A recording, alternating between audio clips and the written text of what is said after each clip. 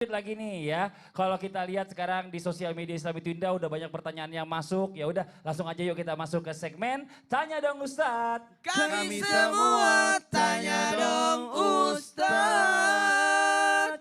Oke, kita bacakan pertanyaan yang pertama yang masuk dari Instagram hamba Allah. Assalamualaikum Ustadz Ustazah, saya mau nanya, apa benar orang yang bertambah tua terus bertambah umur terus dia mengalami pikun itu bahkan tidak sholat lagi dan tidak lagi ibadah itu tidak terhitung dosa? Apakah anak-anaknya harus menggantikan atau qada sholat dari orang tua yang makin nambah umur tapi makin tidak ingat ibadah ini? Nah ini bagaimana Ustaz Syam? Apakah anak-anaknya wajib membayar qada sholat orang tuanya yang pikun? Maka subhanallah yang disebutkan wajib atau mukallaf untuk beribadah itu adalah seseorang yang akil baligh. Apa itu akil balik? Bukan hanya dia balik secara physically, sudah mimpi basah bagi laki-laki dan sudah haid bagi perempuan, tapi dia harus akil, berakal. Orang yang pikun ini kan sedang gangguan akalnya, maka dia tidak memiliki kewajiban untuk beribadah kepada Allah Subhanahu wa taala karena memang tidak mengingat yakni atau sedang gangguan yakni pikirannya. Maka subhanallah tidak ada kewajiban baginya, kita jangan menghujatnya, kita jangan mengatakan nih orang kok tambah tua tambah malas ibadah, tidak. Justru anak-anak mendekatinya, yakni menghiburnya, karena bagaikan dia kembali kepada anak kecil. Anak kecil nggak boleh kita paksa juga untuk sholat. Kita ajarkan untuk sholat, kemudian kita bimbing untuk sholat, sama dengan orang tua kita yang sudah pikun. Kadang-kala orang tua yang sudah pikun ada yang tambah rajin ibadah, belum masuk waktu zuhur sudah mau sholat zuhur, ya udah sholat zuhur barusan mau sholat zuhur lagi. Ada juga yang benar-benar tidak mau sholat. Maka jangan dipaksakan karena memang agama juga tidak memaksakannya karena tidak ada kewajiban bagi orang yang sedang gangguan akalnya. Wallahu ta'ala alam. Kecuali sembuh kembali. Masya Allah ya. Jadi kalau pernah sembuh berarti ada kewajiban lagi. Betul. Pada saat dia mulai pikun lagi berarti nggak ada. Iya, betul. Nggak ada kewajiban. Jadi nggak usah dibayar kodoknya. Terima kasih banyak yang butuh bertanya. Kita masuk ke pertanyaan yang berikutnya ya.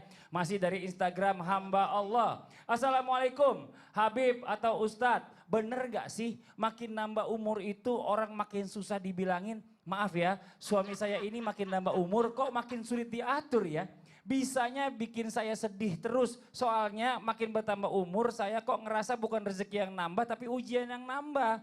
Terus suami selalu maksa ingin nikah lagi, katanya umur nambah dia ngerasa masih muda. Padahal saya udah berusaha jadi istri soleha, menuruti apa yang dia mau. Bahkan sampai biar dia nggak ingin nikah lagi, saya sekarang mencari pekerjaan Bib, nyari rezeki. Gimana ya caranya biar suami itu menambah umur makin dekat sama Allah. Ya Allah nih jangan-jangan kecilnya juga udah bangor ini. Ya bukan cuma udah tua. Habib mohon izin ini kayak penjelasannya harus panjang detail supaya nggak salah pengertian. Tapi itu menarik juga kalimatnya. Apa tuh Bib? Dia mau nikah lagi. Makanya. Tapi ibadah nggak benar. Makanya istrinya Ibadah lagi kan, nafkahin. ibadah kan wajib. Makanya. Nikah sunnah. Makanya. Ente jawab deh. Ya Habib aja jangan saya dong Bib. Jangan Bib. Ya akhir Mas Fadli. Ustaz Maulana Ustaz Sam. Bismillahirrahmanirrahim. Allahumma salli ala Sayyidina Muhammad wa ala ali Sayyidina Muhammad. Ini menarik sekali. Sangat-sangat menarik. Yang dimana ada kejadian yang seperti ini yang harus betul-betul dibahas detail. Gak bisa sambil duduk. Jadi mesti bangun jelasin dengan ceramah. Yang pertama, ketika kita mengetahui pasangan kita jauh daripada Allah Subhanahu wa taala, bagaimana sih caranya biar dia dekat sama Allah, dia rajin ibadahnya. Nah, ini harus peran istri nih lebih aktif. Gimana caranya menarik suami untuk dekat kepada Allah Subhanahu wa taala? Pertama, wajib bagi istri untuk mencontohkan. Misalkan waktu sholat, Allahu Akbar, dia ngambil wudhu. Mau kemana? Misalkan ini suaminya nih.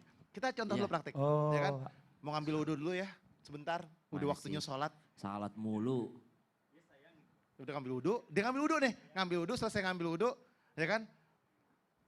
Contohin sholat di sebelahnya, ya kan. Misalkan waktu sholat zuhur, dia sholat di sebelahnya gelar sejadah, dia sholat Allahu Akbar. Selesai sholat, Kang, Abang sholat yuk, ya kan. Udah waktunya sholat. Ini waktu sholat zuhur misalkan. Ya kan, belum ceritanya ente Imamnya.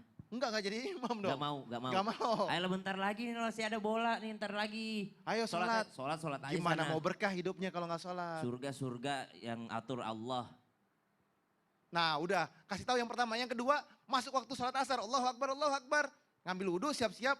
Ayo imamin dong ya kan. Nah Ya pertama kan diajak, yang kedua diminta jadi imam. Lagian kalau saya imam sering diprotes. Bacaannya itu mulu, gimana saya mau ngimamin. Gak apa-apa jadi imam biar berkah. Tapi bacaannya yang kemarin aja ya. Iya gak apa-apa. Oh ya udah deh. Nah akhirnya kan jadi imam. Dibujuk, gak bisa juga waktu maghrib, waktu isya diajak. Untuk apa? Mendekatkan diri kepada Allah Subhanahu wa taala agar apa? Rumah tangganya penuh dengan keberkahan. Ingat, wajib bagi suami untuk menafkahi istrinya. Yang dimana tadi itu istrinya bekerja. Istrinya bekerja, nggak boleh. Jangan zalim terhadap istri kita. Ingat, bahwasanya keberkahan ada di dalam rumah tangga itu adalah berbuat baik terhadap istrinya. Khairukum linisaihim. Khiyarikum linisaihim. Bahwasanya mau dapat keberkahan berbuat baik terhadap istrinya. Ketika suaminya masih mampu untuk bekerja, bekerjalah. Jangan apa? Mengandalkan istrinya, suruh istrinya kerja, zalim di dalamnya. Terus kalau misalkan minta nikah lagi, ini menarik nih. Ibadah udah nggak benar, jauh dari Allah, sama istri zalim, bukannya berkah malah celaka ujung-ujungnya. Ingat, kalau sebagai seorang suami jangan mikirin nikah mulu. Keberkahan dalam rumah tangganya dibina. Buat keluarga itu lebih menarik. Buat keluarga itu lebih bahagia. Di dalamnya penuh dengan keberkahan dan ridhonya Allah Subhanahu wa taala. Ada orang yang dimana wajibnya nggak dijalanin, sunnahnya dia cari. Nikah itu apa? Sunnah. Sunnah. Sholat wajib. Bayar zakat wajib. Mendekatkan diri kepada Allah wajib. Menjaga istri dan anak-anaknya wajib. Qu anfusakum wa ahlikum nara. Jaga dirimu dan keluargamu dari api nerakanya Allah Subhanahu wa taala. Bahwasanya kalau kita jaga suami kita, istri kita, anak-anak kita dalam keadaan baik, maka di dalamnya penuh dengan keberkahan. Tadi itu, suami gak mau sholat, gak mau ibadah, ajak ke majelis taklim, tegur dengan cara yang baik, suruh gurunya yang negur, atau orang tuanya yang negur, atau orang yang dekat dengan dia yang menegurnya, agar apa? Agar tidak terjadi sebuah keributan. Masya Allah. Sholat rajin?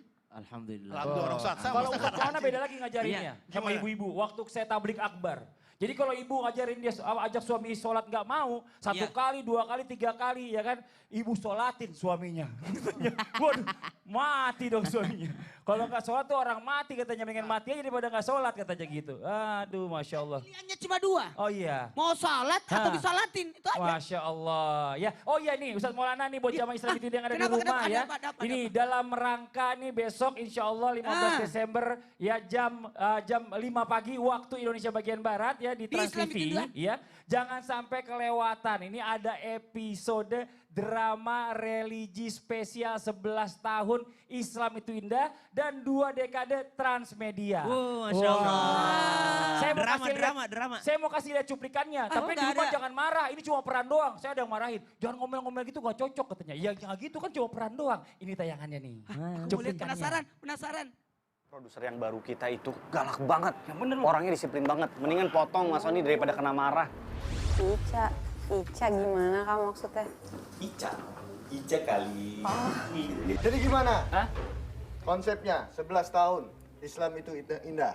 Iya. Hah? Ya kita Sudah selesai? ini kita lagi diskusiin Mas. Jadi kita mau bikin itu agak berbeda daripada biasanya Mas.